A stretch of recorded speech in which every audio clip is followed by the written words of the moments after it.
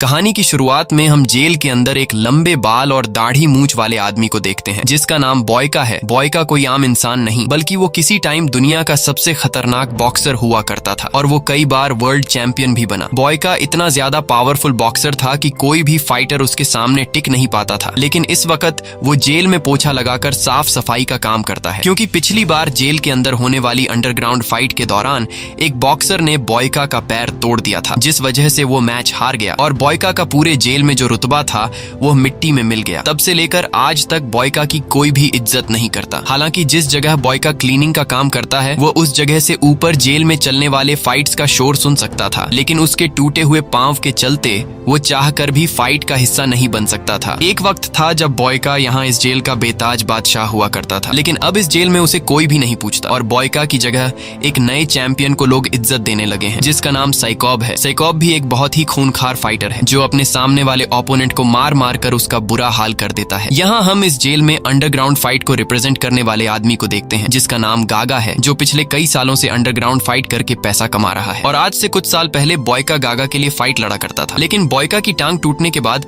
अब साइकॉब गागा का favourite fighter है। फाइट खत्म होने के बाद जब गागा यहाँ से जा रहा होता है तब गागा की नजर बॉयका पर पड़ती है। बॉयका की हालत काफी खराब होती है जिसे देखकर गागा को बॉयका पर तरस आ जाता है। इसलिए गागा अपने एक आदमी को कुछ पैसे देकर उससे कहता है कि जाओ यह पैसे बॉयका को दे दो। और जब वो आदमी बॉयका को पैसे देने आता है तब बॉयका पैसे लेने से इनकार कर देता है। ये देखकर गागा समझ जाता है कि बॉयका अपनी इस जिंदगी से खुश नहीं है, क्योंकि वो किसी टाइम पर एक बहुत ही अच्छा फाइटर हुआ करता था, जिस वजह से आज भी गागा के दिल में बॉयका के लिए इज्जत होती है। इसलिए गागा खुद बॉयका के पास आता है और उससे कहता है कि तुमने मेरे लिए बहुत सारी फाइट्स लड़ी है जिससे मैंने काफी सारे पैसे कमाए हैं, इसलिए मैं चाहता हूँ कि तुम मेरे ये कुछ पैसे कबूल कर लो। लेकिन बॉयका पैसे लेने से इनकार कर देता है और कहता है कि अगर तुम मेरी मदद करना चाहते हो तो तुम अपने सबसे अच्छे फाइटर यानी साइकॉब से मेरी फाइट करवा दो। यह सुनकर गागा हंस पड़ता है और कहता है कि अब तुम टूटे हुए पांव की वजह से नाकारा हो चुके हो और लड़ने की हालत में बिल्कुल भी नहीं हो, इसलिए मैं तुम्हें रिंग में मरते हुए नहीं देख सकता। यह सुनकर बॉयका को काफी बुरा लगता है, क्योंकि एक वक्त इस जेल पर राज करने वाला बॉयका को आज लोग लाचार समझने लगे हैं और यह सब बॉयका से देखा नहीं जाता। इसलिए वो अपने टूटे हुए टांग पर प्रैक्टिस करना शुरू कर देता है और हर रोज एक्सरसाइज करके खुद को फिर से तैयार करता है। कई दिनों की मेहनत के बाद बॉयका के घुटने में सुधार आता है और फिर बॉयका अपने बाल और दाढ़ी काट कर फिर से खुद को अपने पुराने लुक में ले आता है। दूसरी तरफ हम साइकॉब को देखते हैं जिसका एक फाइटर से मुकाबला था और तभी वहां पर एक आदमी अनाउंस करता है कि इस मैच में जो भी फाइटर जीतेगा वो फाइटर इंटरनेशनल लेवल पर खेलेगा, जहां और भी कई सारे जेल से दुनिया के सबसे बेहतरीन फाइटर आए होंगे और अगर वो मुकाबला कोई जीत गया तो उस कैदी के सारे क्रिमिनल रिकॉर्ड खत्म कर दिए जाएंगे और जीतने वाले कैदी को जेल से हमेशा के लिए आजाद कर दिया जाएगा। जिसके बाद मुकाबला शुरू हो जाता है और हमेशा की तरह इस बार भी साइकॉब बड़ी आसानी से अपने ओपोनेंट को हरा देता है और खुशी से झूमने लगता है। लेकिन तभी वहां पर बॉयका आ जाता है और बॉयका पीछे से साइकॉब पर पानी फेंककर उसे चैलेंज देता है कि अगर तुम एक असली फाइटर हो तो मुझे हरा के दिखाओ। यह सुनकर साइकॉब भी काफी गुस्सा हो जाता है और अब वो कैसे भी करके बॉयका को पीटना चाहता था। बॉयका भी इस फाइट के लिए तैयार था और वो अपनी पुरानी खोई हुई इज्जत वापस जीतना चाहता था, क्योंकि जेल के सारे लोग भूल चुके थे कि बॉयका कभी फाइटर हुआ करता था। इसीलिए आज बॉयका सबको याद दिलाना चाहता है कि वो अब पहले से भी ज्यादा खतरनाक फाइटर बन चुका है। लेकिन यहाँ का वार्डन नहीं चाहता था कि साइकॉब और बॉयका के बीच फाइट हो, इसलिए गार्ड्स बॉयका को पकड़ लेते हैं। पर यहाँ गागा बॉयका के जुनून को देखते हुए फाइट की परमिशन दे देता है, जिसके बाद बॉयका और साइकॉब के बीच फाइट छिड़ जाती है। साइकॉब बॉयका पर टूट पड़ता है, लेकिन बॉयका साइकॉब के मूव्स को काफी आसानी से रोक देता है और साइकॉब बॉयका के सामने ज्यादा देर तक टिक नहीं पाता और यह मैच बॉयका जीत जाता है।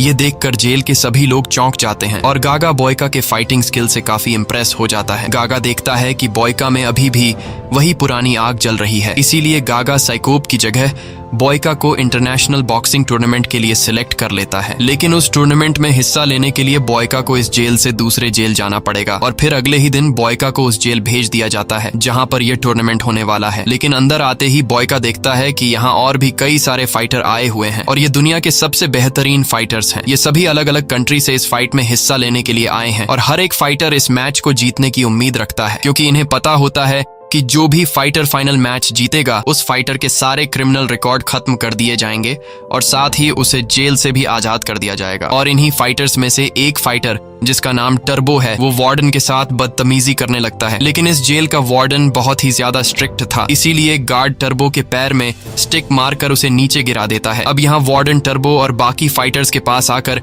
उन्हें इस जेल के रूल समझाता है और कहता है कि अगर किसी ने भी रूल तोड़ा तो उसे सीधा मार दिया जाएगा। इसके बाद इन्हें उस जगह पर ले जाया जाता है जहां पर यह फाइट होने वाली है, और वह फाइट रिंग काफी बड़ा था, जिसे देखकर यह सभी फाइटर समझ जाते हैं कि यह फाइट टूर्नामेंट कितना ग्रैंड होने वाला है, जिसे देखने के लिए बहुत सारे लोग भी आने वाले हैं। इसके बाद सभी कैदियों को उनके सेल में ले जाया जाता है और अगली सुबह वार्डन आकर सभी कैदियों से कहता है कि तुम्हें प्रैक्टिस के लिए सिर्फ 1 घंटा दिया जाएगा, बाकी पूरा दिन तुम्हें काम करना होगा। यह सुनकर सभी कैदियों को काफी अजीब लगता है और वार्डन से यह लोग पूछने लगते हैं कि इस तरह से तो हम फाइट के लिए खुद को तैयार नहीं कर पाएंगे। लेकिन वार्डन इनकी कोई बात नहीं सुनता और कहता है कि अगर 1 घंटे की प्रैक्टिस में तुम लोग खुद को फाइट के लिए तैयार कर सकते हो तो ठीक है, नहीं तो तुम लोगों को वापस जेल में भेज दिया जाएगा। अब जेल में वापस जाने के डर से न चाहते हुए यह लोग मान जाते हैं, जिसके बाद इन सभी को एक माइनिंग की जगह पर ले जाया जाता है जहां पर उन्हें काफी बड़े बड़े पत्थरों को तोड़ना है, और अब न चाहते हुए यह लोग काम पर लग जाते हैं। काम के दौरान बॉयका और टर्बो की आपस में बहस हो जाती है और जैसे ही यह दोनों एक दूसरे को मारने के लिए आगे बढ़ते हैं तभी कुछ गार्ड आकर इन लोगों को रोक देते हैं और तभी इनकी नजर पड़ती है एक फाइटर पर जिसका नाम डॉलर है। डॉलर बड़े सुकून से छांव के नीचे आराम कर रहा होता है, उसे वीआईपी ट्रीटमेंट दी जा रही होती है और उसे यहाँ पर कोई भी गार्ड काम करने के लिए नहीं बोलता। यह देखकर सभी लोगों को काफी गुस्सा आता है, लेकिन ये लोग मजबूर थे, इसलिए ये लोग कुछ भी नहीं कर सकते थे और काम पर लग जाते हैं। काम करते करते शाम हो जाती है, जिसके बाद कुछ गार्ड्स इन सभी को गाड़ी में बैठाकर वापस जेल ले आते हैं जहाँ उन्हें 1 घंटा प्रैक्टिस के लिए दिया जाता है। तभी हम डॉलर को देखते हैं जिसके पास वार्डन आता है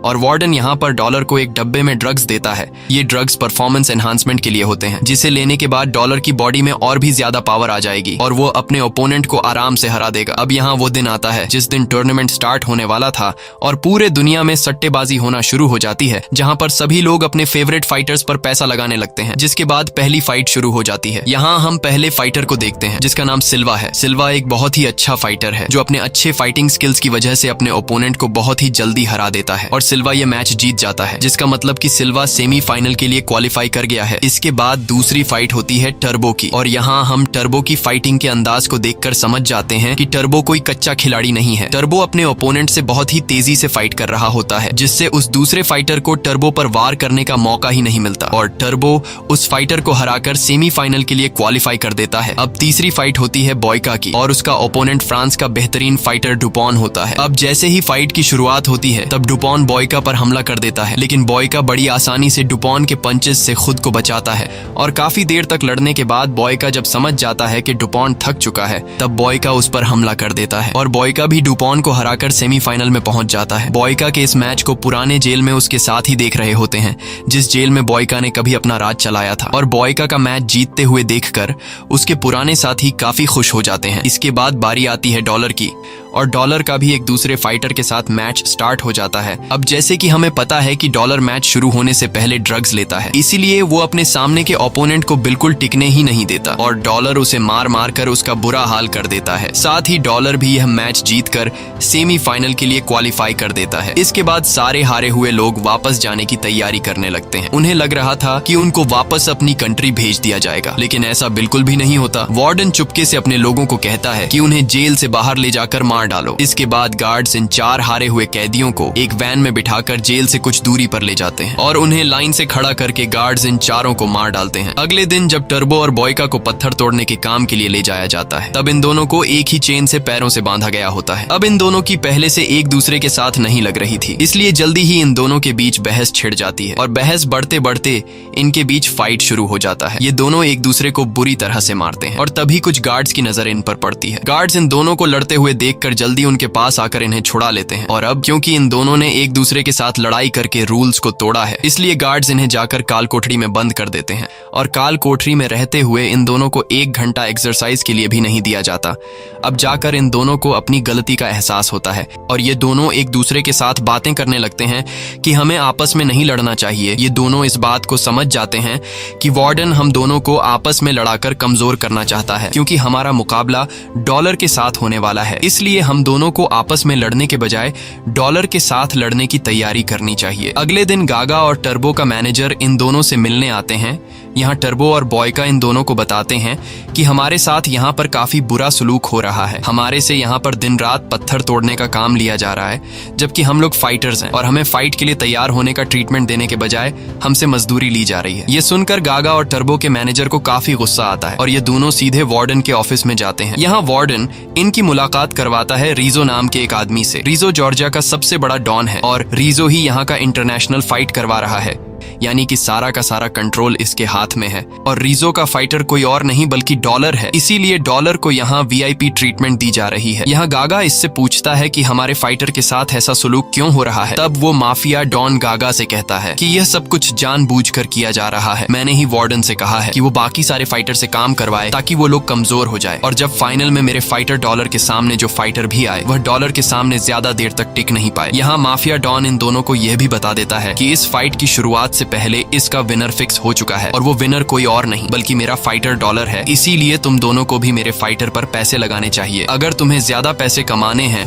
तो अभी भी वक्त है, तुम दोनों सारे के सारे पैसे डॉलर पर लगा दो, क्योंकि वही इस फाइट को जीतने वाला है। तब गागा पूछता है कि हमारे फाइटर्स का क्या होगा, जिस पर माफिया डॉन कहता है कि अपने फाइटर्स को छोड़ो और जो पैसे तुम्हारे पास आने वाले हैं उसके बारे में सोचो। अब ये दोनों ज्यादा पैसा कमाने के लालच में अपने फाइटर्स को मौत के मुंह में छोड़कर माफिया डॉन के साथ हाथ मिला लेते हैं। वहीं दूसरी तरफ हमें बॉयका और टर्बो को दिखाया जाता है, जो धीरे धीरे एक दूसरे के साथ अच्छे से बात करने लगते हैं और अपना ज्यादातर वक्त एक दूसरे के साथ बिताने लगते हैं। इन दोनों को समझ आ चुका होता है कि हम दोनों को जानबूझकर ज्यादा टाइम प्रैक्टिस के लिए नहीं दिया जा रहा, क्योंकि अगर हमें प्रैक्टिस के लिए ज्यादा टाइम दिया गया तो हम मैच में डॉलर पर भारी पड़ सकते हैं। इसलिए ये दोनों प्लान बनाते हैं कि जब इन्हें माइनिंग के काम के लिए ले जाया जाएगा वहीं पर ये दोनों प्रैक्टिस किया करेंगे। और अब प्लान के मुताबिक जब भी इन दोनों को माइनिंग की जगह पर काम के लिए ले जाया जाता है तब ये दोनों वहां पर पत्थर भी उठाते हैं और साथ में प्रैक्टिस भी करते हैं। लेकिन प्रैक्टिस के दौरान जब बॉयका एक पत्थर उठा रहा होता है तो फिर से उसके घुटने में दर्द होता है और टर्बो इस चीज को देख लेता है, जिसके बाद टर्बो उसे कुछ जड़ी बूटियां देकर कहता है कि इसे अपने घुटने पर लगा लेना, जिससे तुम्हारा घुटना जल्द ही ठीक हो जाएगा। बॉयका टर्बो की इस सजेशन से काफी खुश हो जाता है। यहाँ हम देखते हैं कि अब इन दोनों के बीच कहीं ना कहीं दोस्ती होना शुरू हो गई है। ये दोनों साथ बैठकर खाना खाते हैं और जेल का जो काम भी हो ये दोनों साथ मिलकर करते हैं। तभी बॉयका की नजर पड़ती है टर्बो के सीने पर बने टैटू पर, जिसे देखकर बॉयका पूछता है कि इस टैटू का मतलब क्या है। तब टर्बो बताता है कि यह टैटू मैंने अपनी वाइफ और बेटी के नाम पर बनाया है। मैं पिछले कई सालों से जेल में हूँ और मेरी बेटी को अब तक नहीं पता कि मेरा पिता जेल में है। जब मेरी बेटी मेरे बारे में पूछती है तब मेरी वाइफ उसे झूठ कहती है कि तुम्हारे पिता किसी काम से दूसरी कंट्री गए हैं और जल्द ही आ जाएंगे। ये सुनकर बॉयका को टर्बो के लिए काफी बुरा लगता है। इसके बाद टर्बो बॉयका से पूछता है कि तुम जेल में कैसे आए और एक फाइटर कैसे बने। तब बॉयका बताता है कि ऊपर वाले ने मुझे फाइट के लिए बनाया है और मैं जानता हूँ कि मैं दुनिया का सबसे बेहतरीन फाइटर हूँ। फाइट के अलावा मुझे कुछ भी नहीं आता, इसीलिए मैं फाइट लड़ता हूँ ताकि दुनिया जाने कि मैं कौन हूँ। और अब वो दिन आ जाता है जिस दिन बॉयका और सिल्वा का सेमीफाइनल होने वाला है। सिल्वा बहुत ही फास्ट और स्ट्रांग है। सिल्वा को उसके फुर्तीलेपन के लिए जाना जाता है। ये दोनों ही प्लेयर आज का मैच जीतने के लिए पूरी तैयारी करके आए होते हैं, क्योंकि ये दोनों जानते थे कि अगर आज का मैच जो प्लेयर जीत गया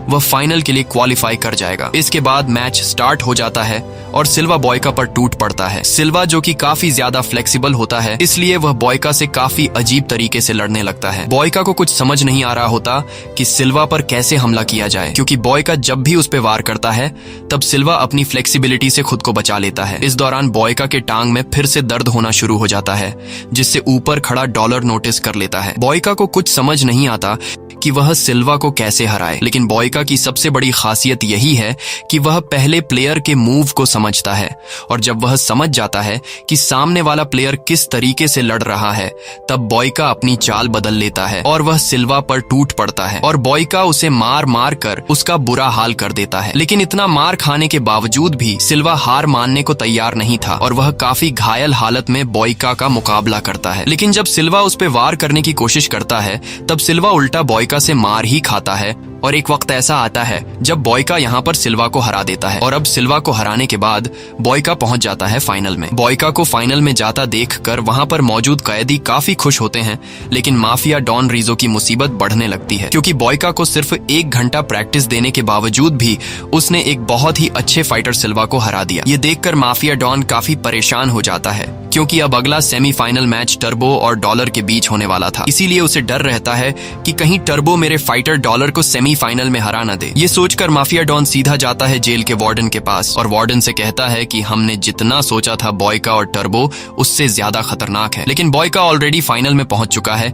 इसीलिए मैं चाहता हूं कि तुम लोग टर्बो को घायल कर दो ताकि वह अगले मैच के लिए तैयार नहीं हो सके और डॉलर बिना मैच जीते फाइनल में पहुंच जाए। अब उस माफिया डॉन की बात को मानते हुए वार्डन सीधा पहुंचता है टर्बो के सेल के पास, जहां वार्डन टर्बो के सेल का दरवाजा खोल देता है, जिसके बाद गार्ड्स टर्बो को बुरी तरह से मारने लगते हैं और इतना मारते हैं कि टर्बो का बुरा हाल कर देते हैं। अब टर्बो ज्यादा घायल होने की वजह से वो डॉलर के साथ सेमीफाइनल मैच खेलने की हालत में नहीं था। कुछ देर बाद यहाँ बॉयका टर्बो से मिलने आता है। बॉयका देखता है कि टर्बो बहुत ही बुरी हालत में स्ट्रेचर पर लेटा हुआ है और बॉयका समझ जाता है कि टर्बो को इसलिए मारा गया है ताकि वो डॉलर के साथ मैच न खेल सके। लेकिन टर्बो जो एक बहुत ही अच्छा फाइटर है, वो इस हालत में भी डॉलर के साथ फाइट करने को तैयार था, पर बॉयका उसे समझाता है कि तुम इस हाल में कभी भी मैच नहीं जीत सकते, इसलिए डॉलर के साथ तुम फाइट मत लड़ो। लेकिन टर्बो मानने को तैयार नहीं था। इसके बाद बॉयका वापस आकर प्रैक्टिस करने लगता है। तभी उसके पास डॉलर आता है और बॉयका का मजाक उड़ाते हुए कहता है कि मुझे पता है कि तुम इससे पहले जेल में क्लीनिंग और टॉयलेट साफ करने का काम करते थे,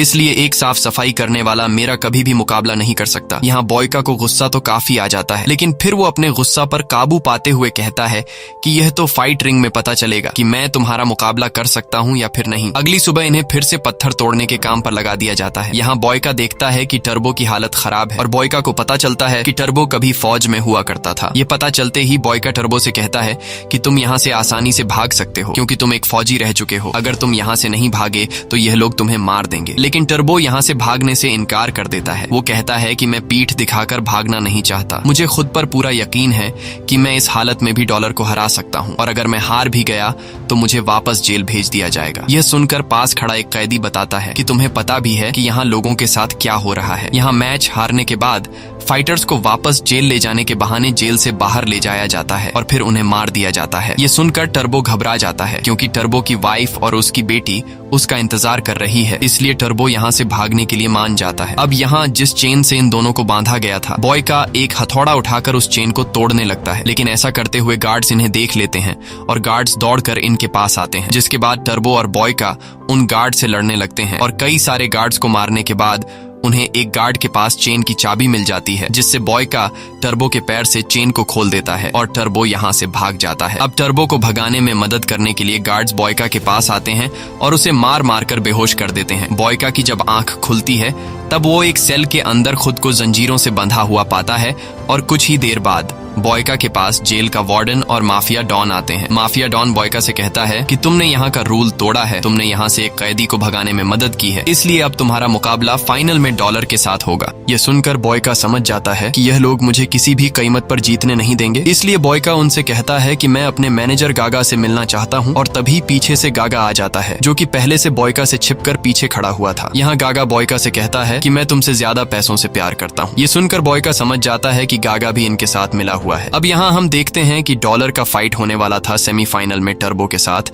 लेकिन अब क्योंकि टर्बो यहाँ से भाग चुका है, इसीलिए डॉलर अब सीधा फाइनल में पहुंच चुका है और उसका मुकाबला है बॉयका के साथ। इस मैच को देखने के लिए पूरी दुनिया काफी एक्साइटेड होती है, इसीलिए हर जगह लोग अपने फेवरेट प्लेयर पर पैसे लगा रहे होते हैं। लेकिन यहाँ के जो बड़े लेवल के जुआरी हैं, उन सभी ने डॉलर पर पैसा लगाया है क्योंकि उन्हें पहले से पता है कि ये मैच फिक्स है और ये मैच डॉलर जीतेगा। अब यहाँ फाइनली इस मैच की शुरुआत हो जाती है और यहाँ पर डॉलर अपना असली कमाल दिखाता है और काफी फुर्ती से बॉयका से लड़ने लगता है। बॉयका डॉलर के फाइटिंग स्टाइल को देखकर हैरान रह जाता है और सोचने लगता है कि कोई फाइटर इतना तेज कैसे हो सकता है। लेकिन हमें तो पता है कि डॉलर एक तो अच्छा फाइटर है और ऊपर से उसने ड्रग्स ली है, जिस वजह से वो काफी ज्यादा पावरफुल हो गया है, इसलिए वो बॉयका को बुरी तरह से पीटने लगता है। यहाँ जब भी बॉयका उस पर हमला करता है तो डॉलर बड़ी आसानी से खुद को बचा लेता है। अब यहाँ काफी देर तक लड़ने के बाद बॉयका धीरे धीरे डॉलर के मूव्स को समझने लगता है और थोड़ी देर के बाद बॉयका डॉलर के सारे फाइटिंग टेक्निक को समझ जाता है, इसलिए अब बॉयका डॉलर के साथ उसी टेक्निक से लड़ने लगता है। जिस टेक्निक से डॉलर बॉयका के साथ लड़ रहा था। और देखते ही देखते बॉयका डॉलर पर भारी पड़ने लगता है। डॉलर जब समझ जाता है कि बॉयका मुझ पर भारी पड़ रहा है,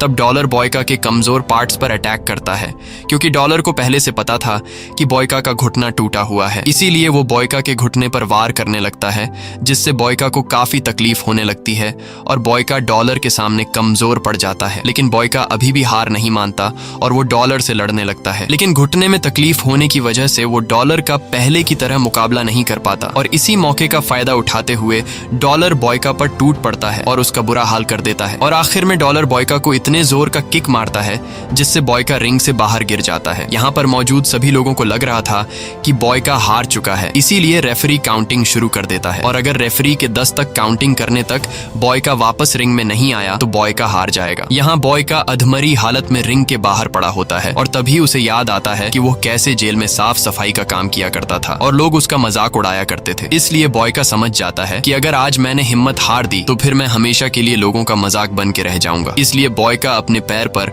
वाइपर का कपड़ा बांध लेता है और एक बार फिर से जैसे तैसे हिम्मत जुटाकर बॉयका रिंग में आकर खड़ा हो जाता है। ये देखकर डॉलर के साथ साथ वहां पर मौजूद सभी लोग हैरान रह जाते हैं। तब डॉलर एक बार फिर से आता है हमला करने के लिए, लेकिन बॉयका अब अपने फाइटिंग स्किल्स का दूसरा टेक्निक इस्तेमाल करता है और डॉलर को बुरी तरह से पीटने लगता है। यहाँ डॉलर कुछ भी नहीं समझ रहा होता कि बॉयका के पंचेस को कैसे रोका जाए। यहाँ जितने भी कैदी होते हैं वो सभी बॉयका का नाम पुकारने लगते हैं और बॉयका भी अपनी पूरी ताकत लगाकर डॉलर को पीटने लगता है। बॉयका इतने फास्ट तरीके से पंचेस बरसाता है कि डॉलर को खुद को बचाने का मौका ही नहीं मिलता और आखिर में जब डॉलर समझ जाता है कि बॉयका मुझे हरा देगा, इसलिए डॉलर अपना आखिरी दांव चलाते हुए जोर से बॉयका को किक मारने की कोशिश करता है। लेकिन डॉलर जिस पैर से बॉयका को किक मार रहा होता है तब बॉयका उसका वही पैर तोड़ देता है, जिससे डॉलर नीचे गिर जाता है और फाइनली ये मुकाबला बॉयका जीत जाता है। बॉयका की जीत को देखते हुए वहां पर मौजूद सभी लोग खुशी से झूमने लगते हैं, लेकिन इस टूर्नामेंट को ऑर्गेनाइज करने वाला माफिया डॉन और उसके साथी काफी उदास हो जाते हैं, क्योंकि उनके डॉलर पर लगाए हुए ढेर सारे पैसे डूब गए। और अब क्योंकि वार्डन और माफिया डॉन के कहने पर